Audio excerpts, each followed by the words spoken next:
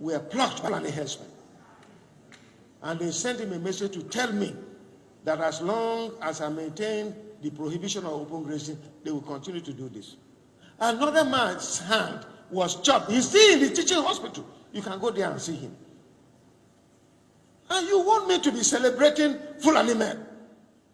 To hell with Atiku and any other Fulani man who says I should make it. And any man supporting Atiku here and all that is an enemy. I want this to be known. As long as I'm governor, and except my people tell me that, look, withdraw from this. If you want to be slaves to the Fulani men, you can go there and be slaves. I can never be a slave.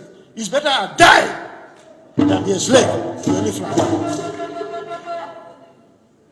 What are we talking about? That more than 36 people were massacred about